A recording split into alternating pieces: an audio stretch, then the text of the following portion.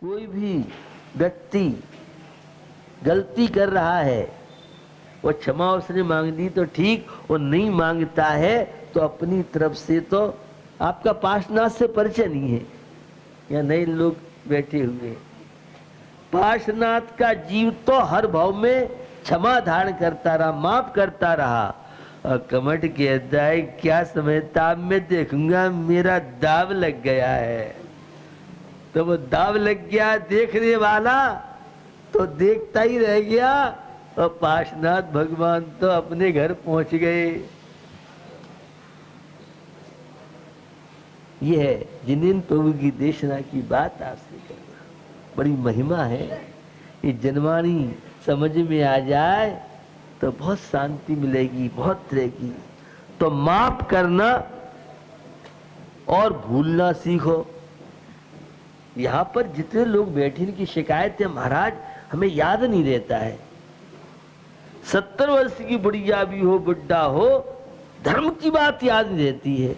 और कसाई की बात, जो मुन्ना हमारा गोद था, जिसका पोता है, और हम गए थे, उनने हमारे बच्चों की दूध की नहीं पूछी, और समय की रंजिश, वो जाके रत्न प्रभा में आहा मजा आ रहा है, वहां बजाएंगे, नरक में बजाएंगे। उसने मेरे से ऐसा कह दिया, उसने मेरे से ऐसा बोल दिया। और तो छोड़ो, पति और पत्नी में आजकल इतना द्वंद्व चल रहा है। कई बार मैं आपको बताया है कि आपस में पत्नी ने कुछ तेज बोल दिया, कुछ ऐसे शब्द बोल दिए, वो लेकर के मुनि महाराज बन गए।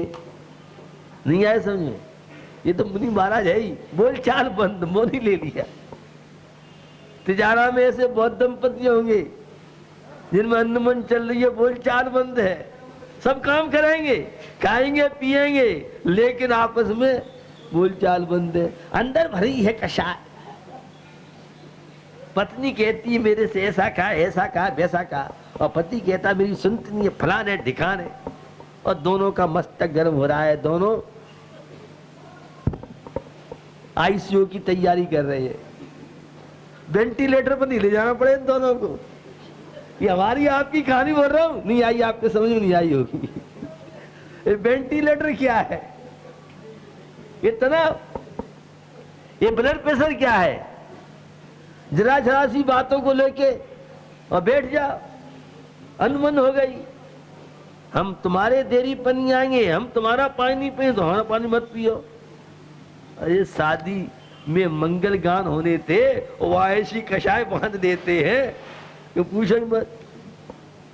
तो जो व्यक्ति इन सब पुरानी बातों के उधेड़ बुन में रहेगा, उसको माइग्रेन की बीमारी हो सकती है। हमारे यहाँ तो आचार्यों ने कहा क्षमाशील बनो। कहां से बोल रहे आप? घर ते निकारे तन बेदारे, बैर जो न तहां धरे। यह विप्लाचल राजगृह, भगवान महावीर की देशना की बात कर रहा हूं आपसे।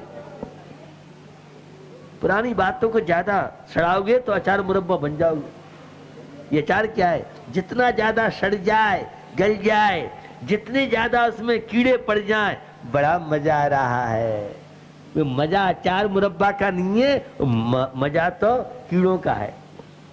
इसलिए विवेकी लोग अपने घर पे ही करते हैं। 8 दिन का, 15 दिन का, जिससे जैसा बनता है। वो आप तो रेडीमेड वाला है, 1 किलो का डिब्बा आ रहा है, आधा किलो डिब्बा आ रहा है।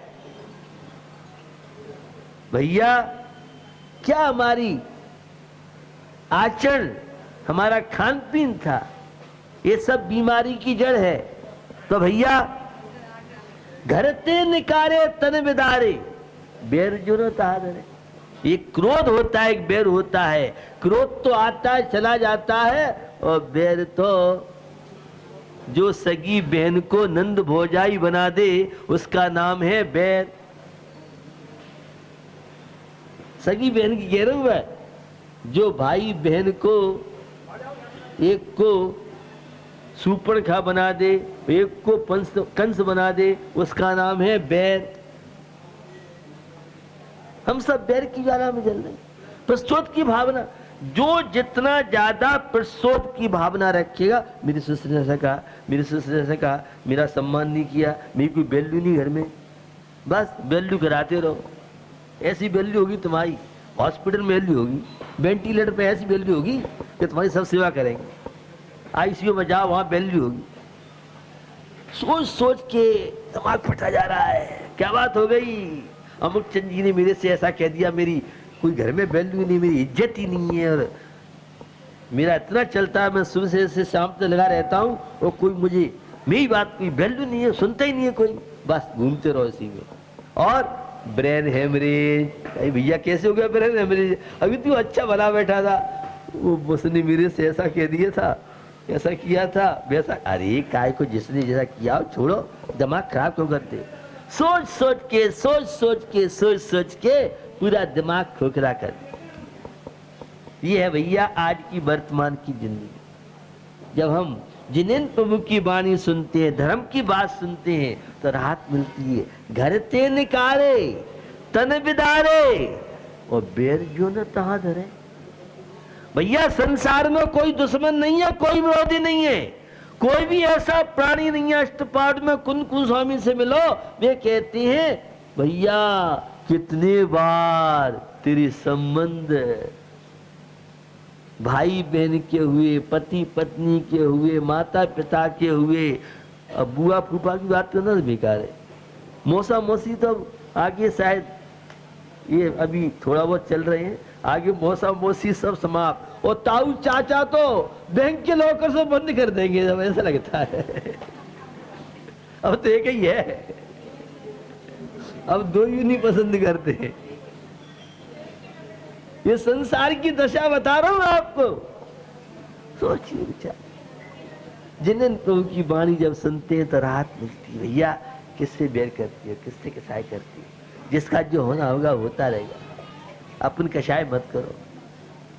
अपन तो महाराज अगर हम झुकते जाएंगे तो वो तो हम पे हावी होता जाएगा। अरे कौन झुक रहा है, कौन हावी हो रहा है, परिणामों को आजकल नई पीढ़ी में विशेष रूप से प्रस्तोत की भावना, बदले की भावना, छोटी छोटी बातों को लेके, और मैं बोलता हूं फीलिंग का कैंसर, एक नया कैंसर चला है, नाम नहीं सुना होगा आपने, कि ऐसा फीलिंग का कैंसर है वेंटिलेटर पर भी पहुंचा दे, ये फीलिंग की देन है। जरा सी बात हो गई और उसको सोच सोच के पहले हमारी माताएं सर्दी के समय 2 सलाई रखती थी और स्वेटर बनते थे। आज सारे स्वेटर, पुरुष भी स्वेटर बन रहे हैं, महिला भी स्वेटर बन रही है, बच्चे हैं बेबी, कोई पबजी का स्वेटर बन रहा है, कोई किसी का से गेम के स्वेटर बन रहे हैं, अशांति और तनावों के स्वेटर बनते जा रहे हैं। ये आज की हमारी आपकी दशा है। अरे जीवन का आनंद लेना सीखो, जिन्हें उनकी शरण में आए हो। किसने क्या किया, जिसने जो किया हो, अपने ही मेरे कर्म का दोष है, अनुकूलता मेरे पुण्य कर्म का उदय है, प्रतिकूलता मेरे पाप कर्म का उदय है। ये है सम्यक ज्ञानी के जीवन की भावना। एक घटना आपको सुनाता हूं। एक परिवार था और उस परिवार में पंडित जी थे, संस्कारित थे, और ये है राजा भोज के दरबार की बात है। तो पंडित जब जा रहे थे तो एक रोड पर गरीब आदमी, दुखी आदमी परेशान था, गर्मी से बड़ा परेशान था, मई जून की तपती धूप रही। पंडित जी को लगा भाई आदमी बहुत दुखी परेशान है, तो कोई बात नहीं है, उन्होंने अपने पैर की जो भी जूते चप्पल थे कहा भैया तू ले ले और थोड़े से तू अपनी गर्मी से बच। जल्दी आगे चले तो राजा का महावत, राजा भोज का महावत हाथी पे सवार गया। अरे पंडित जी आप परेशान हो, एक ऐसी गर्मी में वो आप परेशान क्यों हो रहे हो, बैठो हाथी पे। तो कभी पंडित जी को मौका नहीं मिला और आज महावत और राजा भोज की हाथी बैठने का मौका मिल रहा है। साहब वह हाथी बैठे, जब हाथी पे बैठ के वो जा रहे थे तो राजा भोज ने देखा, अरे पंडित जी तुम हाथी पे, आज तो तुम्हारा पुण्य का होता, बड़ी टोंटिंग बाई टाइप की राजा ने भोज ने की। तो वह क्या कहते हैं पंडित जी, टूटा जूता दिया दान, जिसका यह परिणाम, बैठन को मिला हाथी, दान बड़ा शुभ काम। मेरे टूटे फूटे जूते थे और मैंने दे दिए एक पैर जल रहे सामान्य व्यक्ति को, और मैंने जरा सा उपकार किया, दान किया, और राजा साहब मुझे उसके बदले में हाथी की सवारी बैठने के लिए मिली। कषायों का त्याग कीजिए और शांति की सवारी कीजिए, प्रसन्नता की सवारी कीजिए। तो भैया हमें यह नर जीवन मिला है। आज के दिन भगवान महावीर की देशना हुई थी, 7 तत्व 6 द्रव्य 9 पदार्थ कैसे मोक्ष मार्ग में चल सकते हैं, कैसे संसार के दुखों से छुटकारा प्राप्त कर सकते हैं, धर्म के अलावा अन्य कोई रास्ता नहीं है। तो भगवान महावीर की देशना 2500 वर्ष व्यतीत होने हो गए, लेकिन आज भी आत्म कल्याण कैसे हम कर सकते हैं। इस कलयुग में रहते हुए भी अपने जीवन में क्षमा धर्म को अपनाइए, अपने जीवन में मार्दव धर्म को अपनाइए, अपने जीवन में सरलता को अपनाइए और अपने जीवन में परिग्रह को घटाइए, तो जीवन में सुख शांति मिल सकती है। तो विपलाचल पर्वत पर भगवान महावीर की देशना आज के दिन हुई। उसी दिन से वीर शासन जयंती, मोदी का तो भारत में साम्राज्य है, लेकिन पूरे विश्व में, ये वर्तमान में भरत ऐरावत क्षेत्र की बात कर रहा हूँ, विदेश क्षेत्र आदि की बात नहीं कर रहा हूँ। तो हम महावीर के शासन में जी रहे हैं। बड़ा उपकार महावीर स्वामी का हमारे जीवन में हुआ। आज के दिन उनकी वाणी खिरी थी और भव्य आत्मा आत्म कल्याण के मार्ग पे, मोक्ष के मार्ग पे, संसार बंधन कैसे है, 8 कर्मों के कैसे कैसे फल मिलते हैं, 6 द्रव्यों की कैसी कैसी व्यवस्था है, ये सब समझने का मौका मिला है।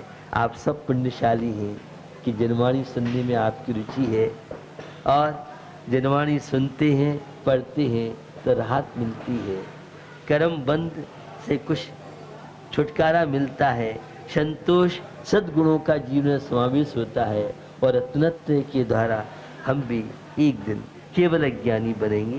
तो ये है जो वीर शासन जयंती है। हर व्यक्ति को शादवाद, अनेकांतवाद, एकांत विचारधारा से बनना चाहिए। अकेले निश्चयने से वस्तु तत्व समझ में नहीं आएगा, अकेले व्यवहारने से बस तत्व समझ नहीं आएगा। बस तत्व को समझना है तो अनेकांत दृष्टि से अपना करके, और हम इस जनवाणी के द्वारा जन्म जरा मृत्यु क्षय करे। ये जनवाणी जन्म, बुढ़ापा और मृत्यु से हम सबको छुटकारा दिलाने में माध्यम कारण बन सकती है। तो हम भी अपने जीवन में इस द्वादशांग की महिमा, एक शब्द भी जो जनवाणी का धारण कर लेता है वह अद्भुत शांति प्राप्त करता है। तो हमें यह मनुष्य पर्याय मिली है। ताते जिनवर कथित तत्व अभ्यास करिए, संशय विभ्रम मोह त्याग आप लग लीजिए। ये मनुष्य पर्याय, ये मनुष्य पर्याय बहुत दुर्लभ है, और मनुष्य पर्याय मिलने के बाद जिन कुल और जिन कुल में धर्म में रुचि होना, यह मानुष पर्याय सुकुल सुनवो जनवाणी। यह विधि गई न मिले स्मरण जो उदय समानी। एक बार वह चिंतामणि रत्न हाथ से चला जाए तो वापस नहीं मिलने वाला है। ऐसी ये मनुष्य पर्याय बहुत मुश्किल से प्राप्त हुई है। कौन क्या कर रहा है हमें नहीं मालूम। हम तो अपनी आत्मा का विकास, आत्मा का उत्थान, अपने भावों को जितना निर्मल बना सकें उतना बनाने का प्रयास करें, ताकि हमारी यह वीर शासन जयंती सभी लोगों को थोड़ा बहुत जो स्यादवाद अनेकांतवाद के ग्रंथ हैं, चारों अनुयोग हैं, उन ग्रंथों का स्वाध्याय करें। वो आज का नियम है 10 मिनट स्वाध्याय धर्म ग्रंथ पढ़ना है। ये आज का नियम है। अपने बीच में भट्टा जी प्रोफेसर भी आए थे, ज़्यादा बात नहीं हो पाई थी, तो उनकी मुझे लगता है अच्छी रुचि है। तो हम इस जनवाणी के द्वारा आत्म कल्याण और दूसरी एक बात बताना चाहता हूँ आपको। विश्व का बहुत बड़ा वैज्ञानिक आइंस्टीन, और आइंस्टीन आपके जैन धर्म के स्यादवाद अनेकांतवाद से बहुत प्रभावित थे। और आपको ज्ञात है वैज्ञानिक लोग पुनर्जन्म नहीं मानते। अब तो खैर बहुत तरह की रिसर्च हुई है। तो उन्होंने कहा अगर मेरा पुनर्जन्म हो और मनुष्य पर्याय मिले तो वो कहता है जैन धर्म और जैन कुल में मेरा जन्म है। ये विश्व का वैज्ञानिक की बात कर रहा हूं। और हमें यह सब मिलने के बाद वो हम नहीं चाहते, हम इसका उपयोग नहीं करें। मैंने कई बार ये बात की है कि जितनी रिसर्च शोध खोज हुआ है उसमें जैन दर्शन की, जैन साहित्य का बहुत बड़ा योगदान है। और जो जिनवानी, जो आचार्यों के ग्रंथ भारत में नहीं मिलेंगे भी आपको विदेश की लाइब्रेरी में मिलेंगे। बहुत वहाँ काम हो रहा है। खैर, तो निश्चित जब आइंस्टीन जैसा व्यक्ति इतना प्रभावित है तो हमें तो ये सब चीज़ें सहज में मिली हैं। हम भी इन सब का उपयोग करें और अपने जीवन को महान बनाएं। इसी भावना के साथ अहिंसा विश्व धर्म।